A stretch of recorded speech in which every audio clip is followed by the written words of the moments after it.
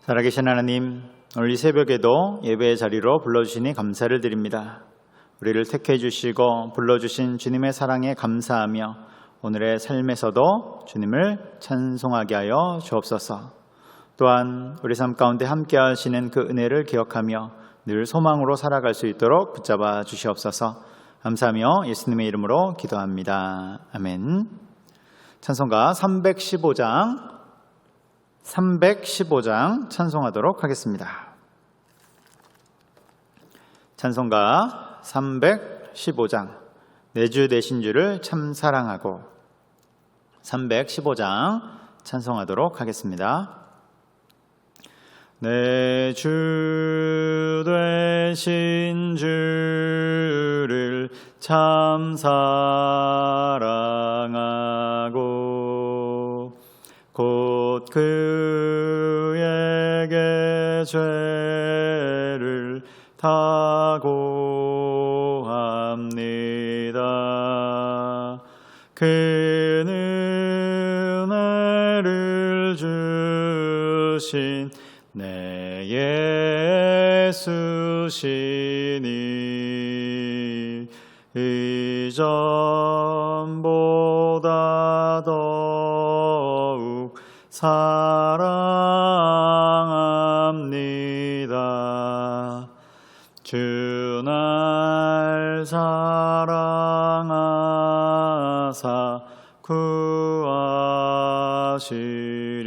구하시려고 저 십자가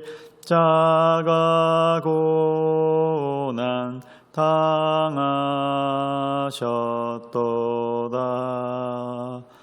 그것이 관쓰신 내 주 배우니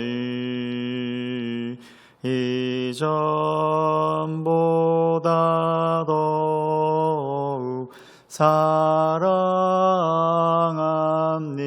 사랑합니다. 내 평생에 힘쓸 그 큰 의무는 주 예수의 덕을 늘 기름이라. 숨질 때에까지 내 할 말씀은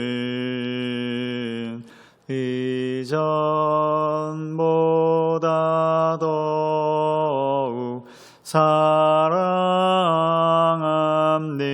사랑합니다. 그 영광의 나라 나 들어가서 그 풍성한 은혜 늘 감사리. 금멸 유관 쓰고 나 찬송할 말 이전보다 더욱 사랑합니다. 아멘. 오늘 말씀은 시편 47편 말씀입니다. 시편 47편 1절에서 2절까지의 말씀, 시편 47편 1절에서 2절까지의 말씀을 제가 봉독하도록 하겠습니다. 너희 만민들아 손바닥을 치고 즐거운 소리로 하나님께 외칠지어다. 지존하신 여호와는 두려우시고 온 땅에 큰 왕이 되심이로다. 아멘. 여러분 설 명절 잘 보내고 계신가요? 이제는 서울로 귀경하는 분들도 계실 텐데요.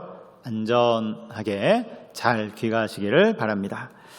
참고로 오늘 수요 예배는 교회에서 모이지 않습니다. 오늘까지 설 연휴이기 때문에 가족과 함께 가정 예배로 드리시면 되겠습니다. 다시 말씀드립니다. 오늘 수요 예배는 교회에서 모이지 않고요. 가정별로 우리 가정 예배로 드리시면 되겠습니다. 그리고 이제 내일부터 다시 일상으로 돌아와서 내일 새벽부터 본당에서 함께 예배를 드리게 되는 점 여러분 참고하시기 바랍니다. 설 연휴를 좀 더 길게 보내는 분들도 계실 터인데요. 남은 명절 기간 하나님 안에서 모두 다 잘 보내시기를 바랍니다. 오늘은 시편 47편 말씀인데요. 하나님의 통치를 찬양하는 시입니다. 하나님의 통치를 찬양하는 시. 먼저 본문의 배경을 알려주는 5절 말씀에 보면 하나님께서 즐거운 함성 중에 올라가시며 여호와께서 나팔 소리 중에 올라가시도다 이렇게 나옵니다. 그러니까 하나님이 올라가신다는 거예요. 함성 중에 올라가시고 나팔 소리 중에 올라가신다. 여러분 실제로 하나님이 어디를 올라가시지는 않으시죠.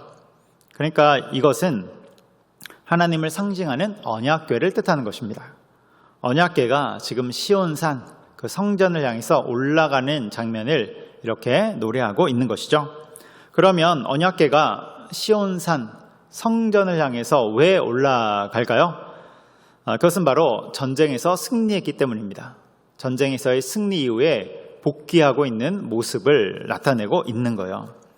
그래서 온 백성들은 그 기쁨 속에서 하나님을 찬송하고 있는 것이죠. 여러분 그 찬송이 쭉 나오는데 6절과 7절에 이렇게 나옵니다. 여러분 우리도 그 승리의 물결 속에서 하나님을 찬송하고 있다고 생각하면서 여러분 6절과 7절을 한번 들어보세요. 찬송하라 하나님을 찬송하라 찬송하라 우리 왕을 찬송하라 하나님은 온 땅의 왕이심이라 지혜이시로 찬송할지어다. 여러분 하나님은 승리를 주시는 분이시고 또한 찬양받기에 합당하신 분이십니다. 이스라엘 사람들은 오늘 본문인 시편 47편을 다양한 상황 속에서 불렀는데요. 첫 번째는 당연하게 우리 지금까지 설명한 것처럼 전쟁에서 승리할 때 이 찬송을 불렀고요. 두 번째는 새로운 왕이 등극했을 때 이 시편을 통해서 하나님을 찬송했던 것입니다. 그리고 세 번째는 새로운 한 해, 신년이 되었을 때, 이제 새로운 해가 시작되었을 때 이 시편을 통해서 하나님을 찬송한 것이죠. 올 한 해도 하나님이 우리 가운데 승리를 주실 줄 믿습니다 하면서 이 찬송을 부른 것입니다. 우리도 이제 설날 음력으로 새해를 맞이하게 되는데요. 이 찬송을 통해서 하나님이 우리 가운데 승리를 주실 것을 믿고 감사하며 나아가기를 소망합니다. 이 시에 보면 하나님을 찬양하는 내용들로 가득한데요. 1절에 보면 너희 만민들아 손바닥을 치고 즐거운 소리로 외쳐라 이렇게 나와요.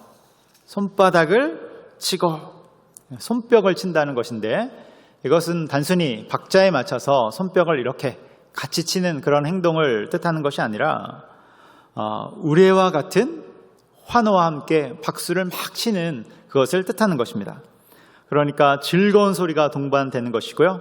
하나님을 찬양할 때 정말로 힘을 다해서 열과 성을 다해서 박수를 치면서 찬송하는 장면입니다.